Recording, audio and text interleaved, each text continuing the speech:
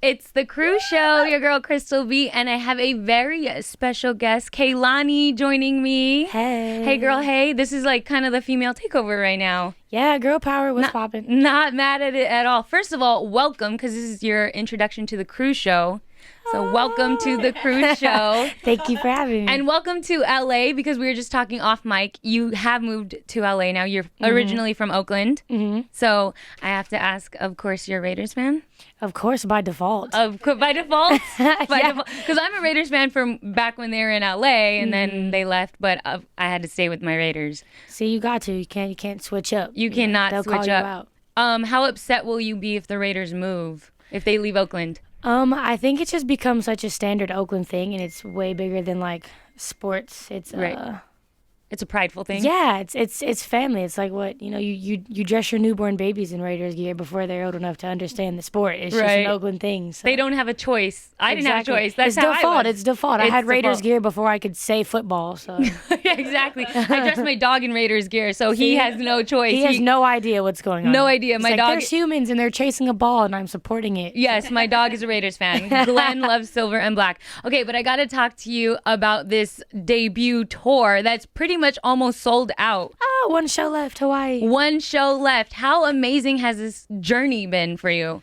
It's been ridiculous just because I think all my team is my friends. So I'm pretty sure that we've gotten to that point where we've learned how to like tune out a lot of the things that's actually going on just for the sake of staying sane and staying humble. So a lot of the times we don't realize how big things are, how like the impact or where of they're things. going. Yeah, until like it's something like we get to the show and then it's like, wow, we just sold this out. You know what I'm saying? Until then we try to keep like, we don't pay attention to a lot of numbers. We don't pay attention to a lot of things. Let's just like look at the facts, get the job done, and celebrate after. You're just like, let's go in this show, kill it like we always do, and then on to the next one. But these are sold out shows, and like your fan base is crazy. They're insane. Insane. Literally. Do we have a name for them yet?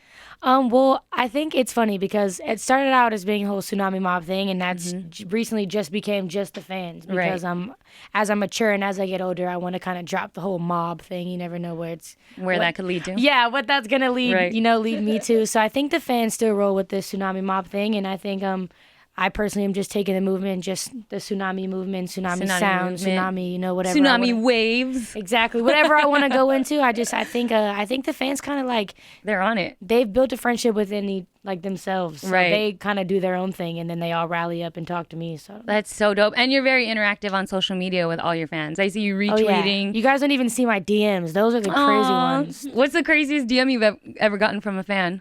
I mean, I think a lot of the cooler ones I've gotten recently is a lot of fans that like really go hard for me online or like really went crazy with the promo when my album dropped, couldn't get tickets to my show. So I had to like make sure all of them, got a ticket in their different cities. And so I just tried to line that up.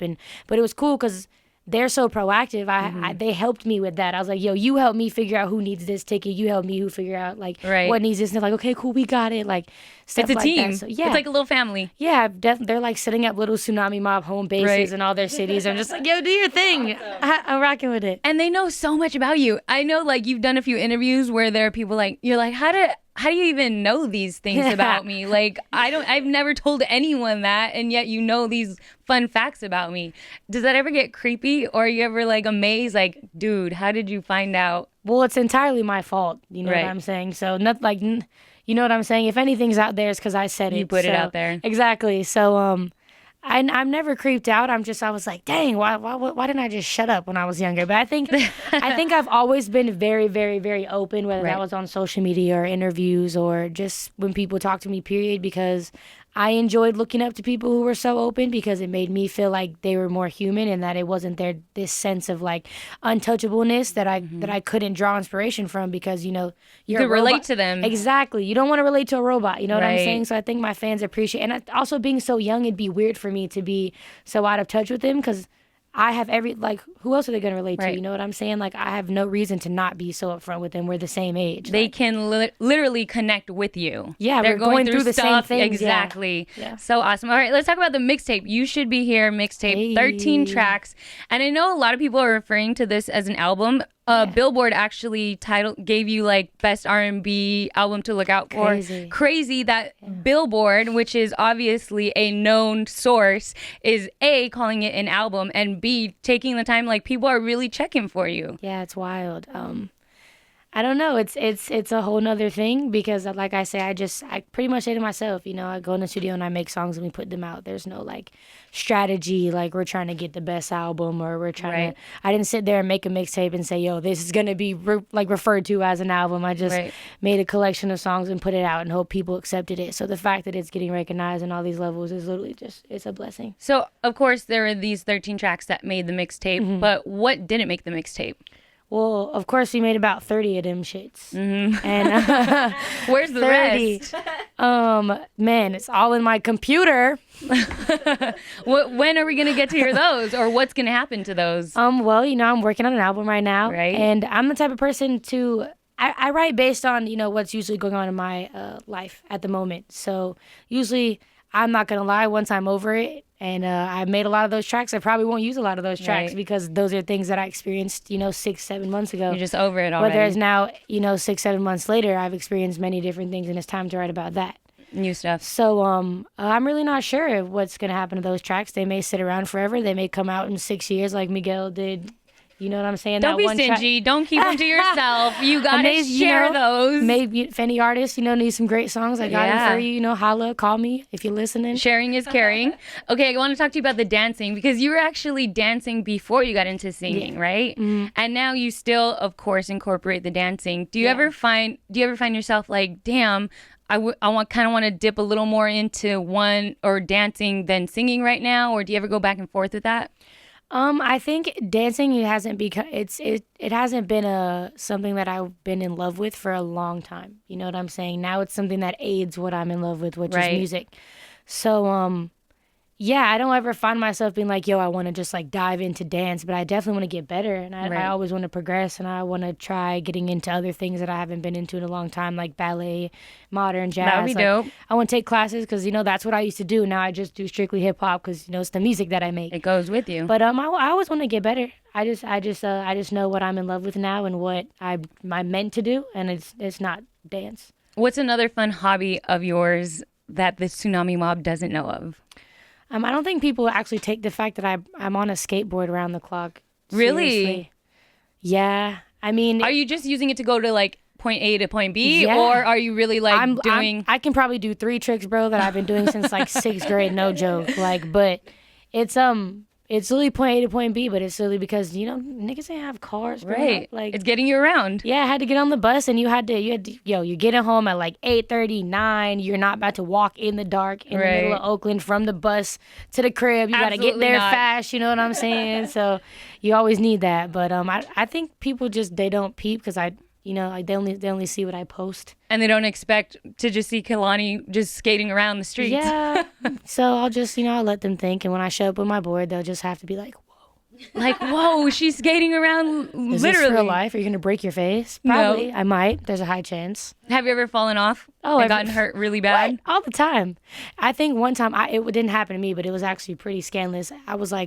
I thought about going down this big hill at the skate park all day. I'm talking about I was there every day, like, yo, contemplating it. I'm finally about to do this. The person that goes before me busted. Yo, slid down that shit, flipped over. I'm talking about dislocated some shit. I'm like, yo, yeah, well, there goes my thought of ever going down that hill because it's not ever happening. That was a sign for you not to do it. Like, look. I'll just stay up here at the top, where I was every day. Just get to the bus stop. I'll be right here. Yeah, you're good. Catch me at the bus stop.